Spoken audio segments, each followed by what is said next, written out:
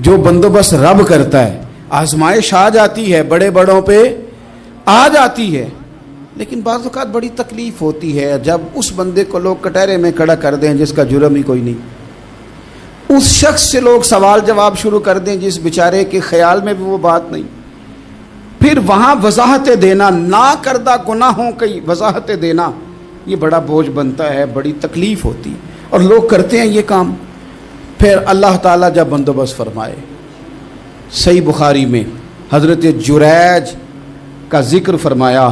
جریج نفل پڑھ رہے تھے, ماں نے آواز دی, وہ آ نہیں سکے, نماز میں تھے, ماں ناراض ہو گئی. اس نے ہاتھ اٹھا کے کہا اللہ یہ اتنی دیر تک مرے نہ جب تک کسی بری عورت کا منہ نہ دیکھ لے. کسی اور کی دعا کے لیے سند نہیں ہے کہ وہ تیرے حق میں ضرور قبول ہوگی, لیکن ماں باپ کی دعا کے لیے میرے نبی پاک نے سند بیان کی ہے. سید عالم صلی اللہ علیہ وسلم فرماتے ہیں جب بھی ماں باپ اولاد کے لیے ہاتھ اٹھاتے ہیں رب ضرور قبولیت کا شرف عطا کرتا ہے. تو جہاں سند موجود ہے نا, کچھ افتتاح ابا جی سے بھی کرا لینے چاہیے, کچھ کام شروع کرنے سے پہلے صرف اماں سے ہی دعا کرا لینی چاہیے. یہ والا افتتاح بھی بڑے کام کا ہے کیونکہ یہاں سند بیان کر دیا میرے نبی کریم. تو جناب جریج کی ماں ناراض ہو گئی, کہنے لگی اللہ اس نے میری بات نہیں سنی. اب تھے تو وہ نیک, لیکن رب کریم کی حکمت کا تقاضا ہے, ماں کی دعا کو بھی قبول کرنا تھا. اللہ نے آزمائش میں مبتلا کر دیا. والدہ تو چلی گئیں, وہ ایک خیمے میں, ایک کٹیا میں, ایک جھونپڑی میں عبادت کرتے تھے, اللہ کو یاد کرتے تھے, رب رب کرتے تھے, اور لوگ ان کی بڑی تعریف بھی کرتے تھے. لوگ ان کے ارادت مند بھی تھے, عقیدت مند بھی تھے, اہل محبت بھی تھے.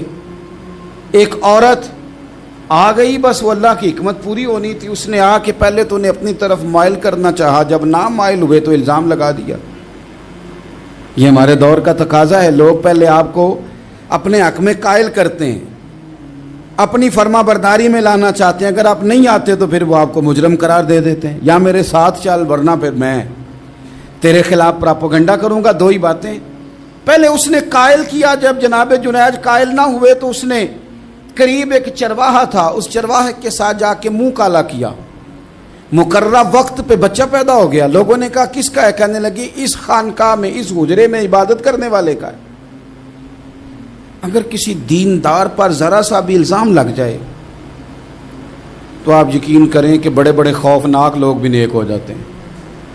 جن کا اپنا سارا ماضی کالا سیاہ ہو وہ بھی اجالوں کے راہبر بن جاتے ہیں.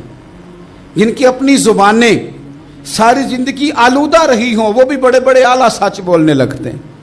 اعلیٰ کچے میرے مکان کی دیوار کیا گری, لوگوں نے تو میرے صحن میں رستے ہی بنا لیے. بڑے لوگ آ جاتے ہیں, پھر بڑا کچھ کرتے ہیں اور بڑے بڑے خوفناک جملے کستے ہیں. بس کو نقطہ جو ہاتھ آ گیا, ایسے جیسے گرنے کا انتظار کر رہے تھے. اب جناب لوگ اٹھے, احتجاج شروع ہو گیا, شور پڑ گیا. یہ بابا بڑا نیک بنتا تھا, نفل پڑھتا تھا, عبادتیں کرتا تھا, دیکھو اس کا حال کیا ہے کہ اس نے ناجائز بچہ پیدا کیا. بغیر تحقیق کے میں کہہ چکا ہوں کہ الجھے الجھے بکھرے بکھرے روز و شب دیکھے گا کون, لوگ تیرا جرم دیکھیں گے, سبب دیکھے گا کون. لوگ تیرا جرم دیکھیں گے, سبب کوئی غور نہیں کرتا کہ وجہ کیا تھی. او بھائی کچھ تو مجبوریاں رہی ہوں گی, یوں ہی کوئی بے وفا نہیں ہوتا. الزام لگا دیا, شور ہوا, احتجاج ہوا, دنیا اکٹھی ہوئی, ان کا انہوں نے اجرا گرا دیا, مارا بھی, پیٹا بھی, ایک نیک آدمی کو بدنام بھی کیا, برا بھلا بھی کہا, گالیاں بھی دی, جو کر سکتے تھے کیا. اب جب سزا دینے لگے نا تو جناب جریج کہنے لگے تھوڑی سی اجازت دیتے ہو, مار تو تم نے دینا ہی ہے. کہا جناب ٹھیک ہے دیتے ہیں. انہوں نے کہا صرف 2 نفل پڑھنے ہیں. اب وہ نفل پڑھ رہے تھے تو لوگ اس وقت بھی کہہ رہے تھے فراڈ ہی کر رہا ہے, دھوکہ ہی دے رہا ہے, چونکہ ذہن بن گیا نا, بدگمانی آ گئی. انہوں نے 2 نفل پڑھ کے ہاتھ اٹھائے, کہا اللہ جانا تو میں نے ہے, پر اس رسوائی کے ساتھ جنازے تک نہیں خراب ہو جاتے, قبریں تک نہیں لوگ بدنام کر دیتے. کہ اللہ جانا تو ہے, پھر اس رسوائی کے ساتھ تو میری مدد فرما. اب تو میرا کیس تیری ہی عدالت میں ہے, تو رحمت کا دروازہ کھول. ہاتھ اٹھائے, دعا مانگی, نفل پڑھے, پورے مجمع پہ نظر دوڑائی, کوئی نہیں تھا سپورٹ کرنے والا. کل تک جو کہتے تھے نا تیرے لیے جیئیں گے, تیرے لیے مریں گے, ساری عمر ہی آٹا گدا ہے, لکھاں کیتے نہیں پیڑے, اب وقت آیا ہی تے محمد بخشا کوئی نہیں ہو بیٹھا نیڑے، ایک بندہ بھی نہیں تھا، ووٹر سپورٹر ساتھ دینے والا کوئی نہیں تھا. تو جناب جنید بچے کی طرف اشارہ کر کے کہنے لگے کوئی نہیں بول رہا، تو ہی بول کے بتا دے تیرا باپ کون ہے، تو ہی بول کے بتا دے کون ہے. اللہ اکبر. میرا رب جب چاہے تو بچے بولتے ہیں، رب چاہے تو گونگے بولتے ہیں، رب جب چاہے تو پھر پتھر بھی بولتے ہیں. جب کہا نا تو ہی بتا تو بچہ بولا اور بول کے کہنے لگا میرا باپ جریج نہیں، میرا تو وہ ہے جو بکریاں چرانے والا ہے، وہ میرا باپ. جب رب کریم نے توفیق دی تو بچہ بول پڑا.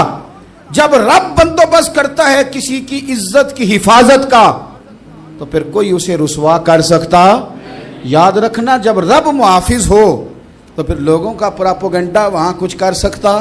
لوگ کئی دفعہ بڑا گہرا جال بنتے ہیں، سازش کا رنگ بڑا گہرا ہوتا ہے، عام سادے آدمی اس کو سمجھ نہیں پاتے، اس پراپوگنڈے کا حصہ ہو جاتے ہیں، انہیں پتہ ہی نہیں چلتا یہ بات دراصل کیا کی جا رہی ہے.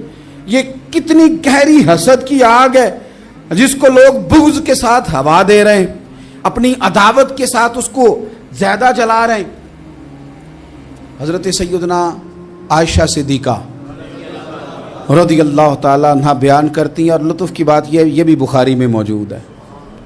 میں نے جناب جنید کا قصہ عرض کیا تو بخاری سے، یہ عرض کر رہا ہوں تو بخاری سے. یہ واقعہ میں حضور کی امت کے کسی ولی کا بیان کرتا تو لوگوں نے کہنا تھا ہماری سمجھ میں ہی نہیں آتا. بعض لوگوں کا خیال ہے کہ داتا صاحب کی کرامت بھی نبی پاک کی بیان کریں. او خدا کے بندوں کو خیال کرو، داتا صاحب تو کئی سو سال بعد آئے ہیں، وہاں اگر کوئی کرامت ہوگی تو حضور بیان کریں گے. اگر نبی کریم نے پچھلے بنی اسرائیل کے ولیوں کی کرامتیں بیان کر کے تمہیں بتائی ہیں تو اس کا معنی یہ ہے کہ اگر وہاں اللہ یہ شان عطا کر سکتا ہے تو تم تو امتوں کی سردار امت ہو، ان پر تو نیرا فضل ہے، تم پر تو رب کا فضل کبیر ہے. تو بس لوگ سمجھنے کو تیار نہیں، پچھلوں کی مان لیتے ہیں. جناب آصف بن برخیہ کی کرامت جو سورہ نمل میں آئی وہ تو مانیں گے، پر غوث پاک کی کرامت یہ پتہ نہیں عجیب فلسفہ ہے، اور کس طرح کا فلسفہ ہے یہ سمجھ سے بالاتار ہے کہ بنی اسرائیل کا کوئی ولی ہو تو اس کی کرامت ہو سکتی ہے اور نبی پاک کی امت کا ہو تو اس کی ہو ہی نہیں سکتی. کیا معنی ہے اس بات کا؟ اور لوگ ہیں کہ داد و تحسین دے رہے ہیں، واہ واہ کر رہے ہیں. اللہ تعالیٰ سمجھنے کی توفیق عطا فرمائے. حضرت عائشہ صدیقہ رضی اللہ تعالیٰ عنہ فرماتی ہیں ایک عورت تھی اور اسے نبی پاک صلی اللہ تعالیٰ علیہ وسلم نے وہ کلمہ پڑھ کے مسلمان ہوئی، مدینہ طیبہ آ گئی تو حضور نے مسجد نبوی شریف میں اس کے لیے مکان، ایک سادہ سا کمرہ ساتھ مسجد کے بنوا دیا، وہیں رہنے لگی. اکثر وہ سیدہ طیبہ کے پاس آتی تو حضرت عائشہ صدیقہ رضی اللہ تعالیٰ عنہ فرماتی ہیں وہ بڑی باتیں سناتی اور آخر میں کہتی وہ ہار والا دن بھی بڑا عجیب دن تھا اور میرے رب کی قدرتوں کا دن تھا، وہ بھی بڑا عجیب دن تھا. سیدہ عائشہ صدیقہ رضی اللہ تعالیٰ عنہ ایک دن فرمانے لگی کہ تو ہار والے دن کا بڑا ذکر کرتی ہے، وہ کیا دن تھا؟ تو خاتون کہنے لگی اماں جی وہ دن تھا جب میرے رب پر بھروسہ اور مضبوط ہو گیا، جس دن میرا اپنے رب پر توکل اور بڑھا، میرے ایمان میں یقین میں اور پختگی آئی. کہنے لگی میں ایک گھر کی کنیز تھی، نوکرانی تھی، اس گھر میں ایک بچی تھی جس کے پاس سونے چاندی ہیرے جواہرات کا ہار تھا. اس زمانے میں نا چمڑے کے اوپر لوگ ہیرے جواہرات لگاتے تھے، کئی دفعہ سرخ رنگ کے چمڑے پہ لگائے جاتے تھے.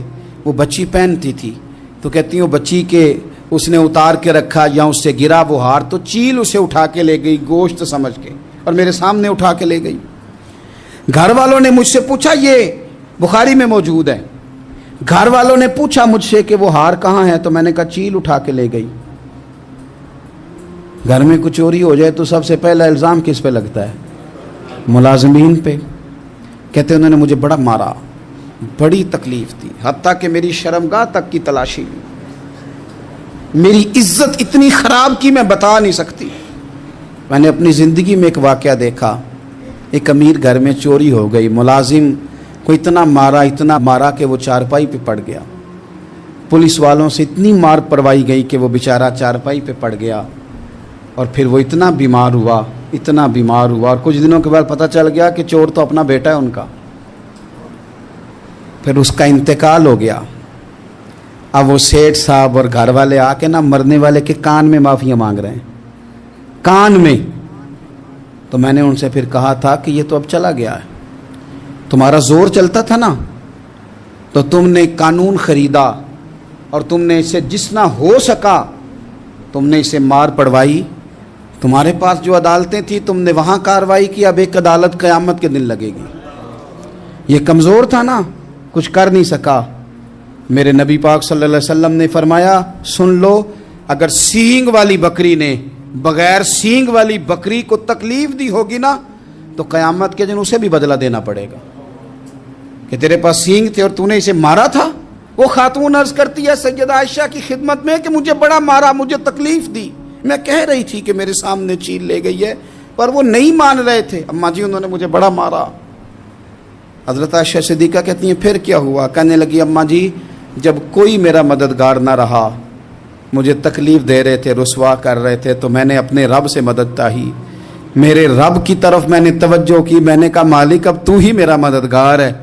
کہتی ہے وہ مجھے مار رہے تھے تو وہ چیل جو ہار لے گئی تھی وہی لے کے واپس آ گئی، اور ہمارے سروں کے قریب لا کے اس نے جب اس ہار کو پھینکا وہ مجھے چھوڑ کے سائیڈ پہ ہوئے، وہ میری بے گناہی جان گئے، لیکن آپ کو بتاؤں اس دن سے میرا اپنے رب پر یقین اور بڑھ گیا۔ مجھے سمجھ آ گئی کہ جب انسان پورا ٹوٹ جاتا ہے اور جب کوئی چاروں جانب اس کا مددگار نہیں ہوتا تو رب تو ہوتا ہے نا، اللہ تو اس کا مددگار ہوتا ہے نا، وہ تو پھر اپنے اس بندے کی مدد کرتا ہے نا، پھر وہ تو توانائی دیتا ہے نا، وہ تنہا نہیں چھوڑتا، وہ تو آنسوؤں والوں کے آنسوؤں پہ بڑا کرم فرماتا ہے، وہ تو قسم پرسی میں آ جاتا ہے، اس کی رحمت بڑھ کے استقبال کر لیتی۔ تو بھائی جب آپ پر اللہ کی حکمت کے تقاضے پورے ہونے لگیں اور زندگی میں کبھی کوئی ایسا وقت آئے کہ آپ محسوس کریں کہ تنہا رہ گئے ہیں اور کئی اپنے بھی مخالفین کی جماعت میں نظر آنے لگے ہیں، تو اس وقت پھر دل، روح، زبان اور ذہن کو یکجا کر کے سمجھ لینا کہ جب ساری دنیا ساتھ چھوڑ جاتی ہے تو رب کی رحمتیں اس وقت بھی ساتھ رہتی ہیں اور اللہ کی مدد اس وقت بھی بندے پہ کرم نوازی کرتی ہے۔ ایک اور حدیث سنیں، لطف کی بات یہ ہے یہ بھی بخاری میں ہے، یہ بھی واقعہ بخاری میں ہے۔